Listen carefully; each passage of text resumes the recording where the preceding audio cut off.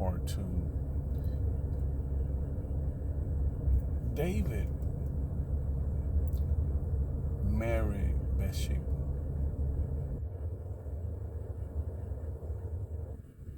Now you got to understand, when David saw Bathsheba,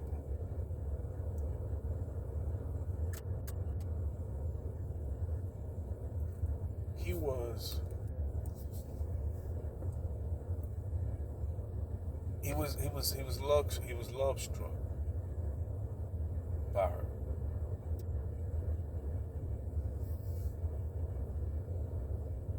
He was so in the flesh that he was so in the flesh that he was blind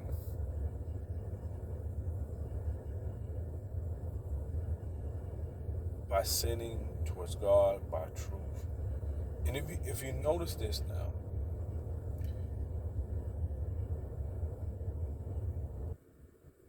prophet, you remember prophet Nathan said to him later on that that God would give him anything, and I think David kind of, you know what I'm saying, you know, he to me David knows this.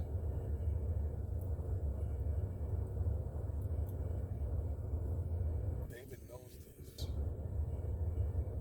I want you to listen to me. David knows this.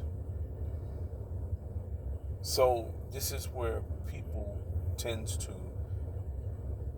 ignore their conscience of the truth and override the truth to have what they want. He knew she was married. He didn't see God. He knew he couldn't see God for her. She was already married. She was already taken, but he wanted her. Do you hear what I'm saying? Do you get this? All the other times before then, he was learning to admonish God. Because see, the reason why is because God brought him as a little shepherd boy, the baby, brought him out of that, and God revealed himself because he trusted in God, and he knew it was God's power, God's strength, God's blessings on his life. He knew it was God. He ravished to God. Do you understand? He praised God. He worshiped God because he knew that it was nothing but God doing everything. He knew that his strength was God's strength. His wisdom was God's wisdom. His mind was God's mind. Do you understand? He knew this. He knew this. But there was one thing he saw. That he made a choice to to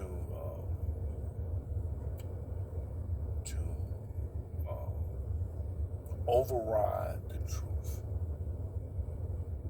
Cause that's the only way. He knew too much. He saw too. You see what I'm saying? And you know how people have excuses. They find a reason to do wrong. That's when you know God. That's the reason why he came up with an ideal to put her husband on the front line. Because he knew he wasn't going to live long. Because he happened to put him in the front of the battle. Knowing that they would do anything for him. Because he was king, he was David. David was extraordinary. They wanted to be like him. But it was God who made David. So David saw Bathsheba and felt he had to have her. And he was so blind, and his excuse was he died. After being with her, committing adultery, having adultery, and then getting her pregnant, trying to put it on her husband, knowing that he wants her.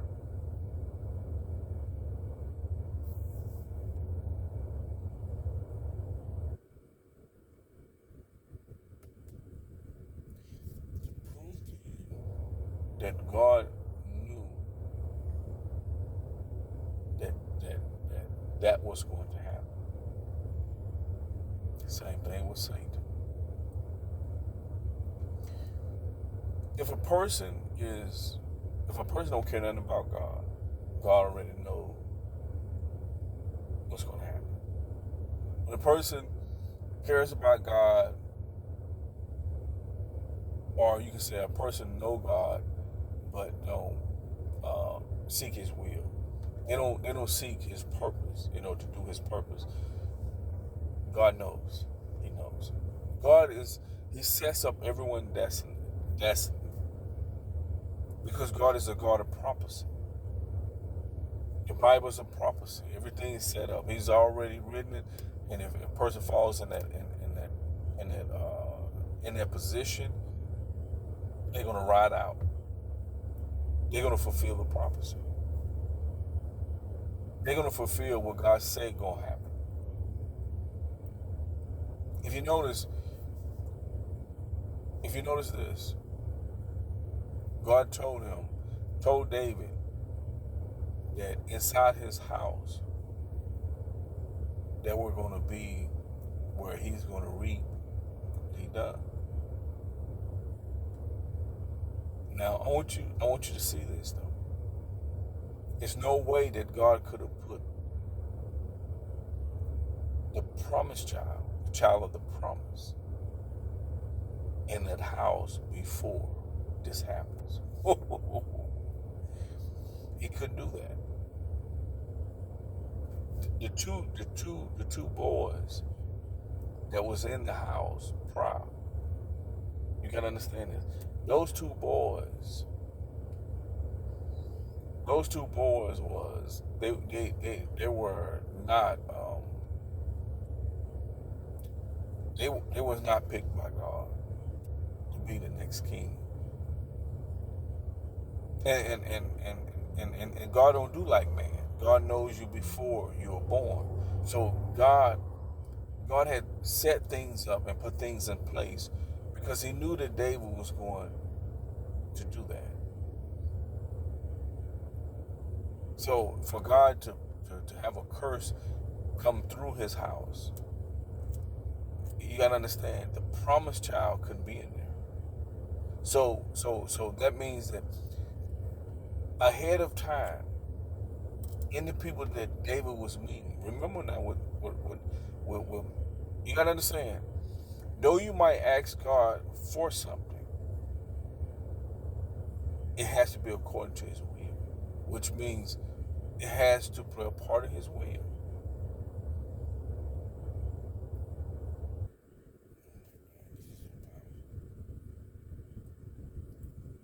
The first baby that him and Bathsheba had, the first baby died. His sons, you know how that went.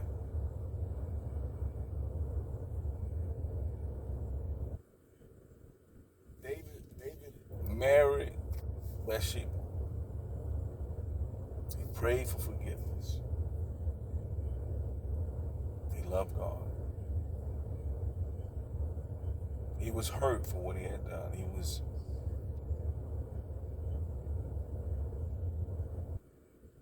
knew that he should have died.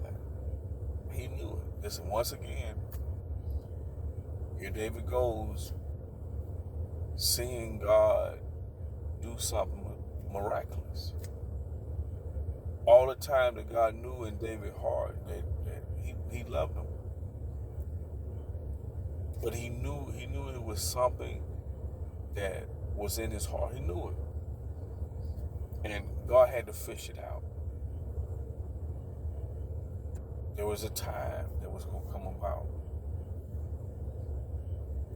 There was a time that was going to come about where it was going to be a move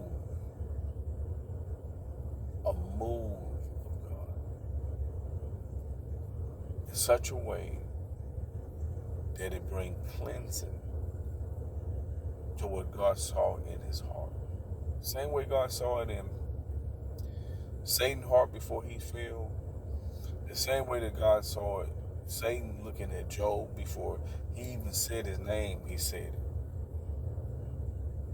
What we don't understand is that God knows before, and this is how he created the ending in the beginning. And if you look at David's life and you look at those who with God, you'll see that he created the ending for them in the beginning. This is like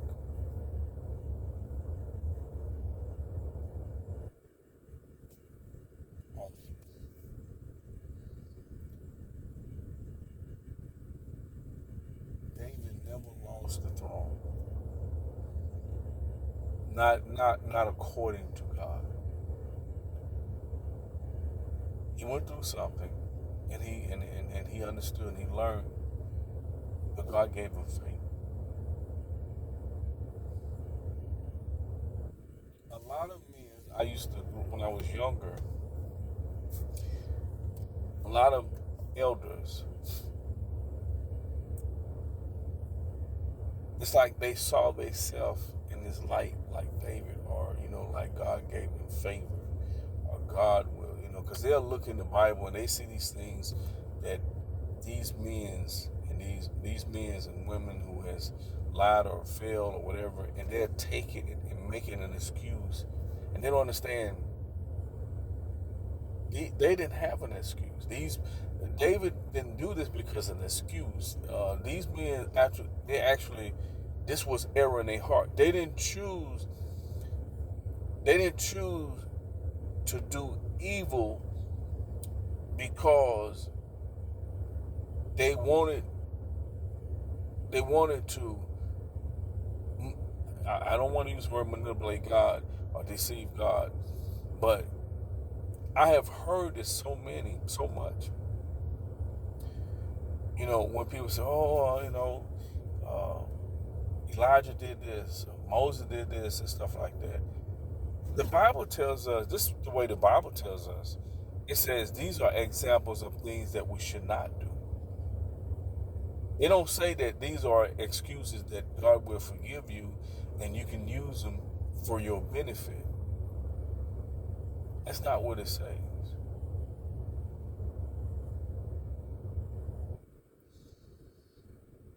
This is so powerful. We're going to talk more about this, and there's a powerful move of God that is happening.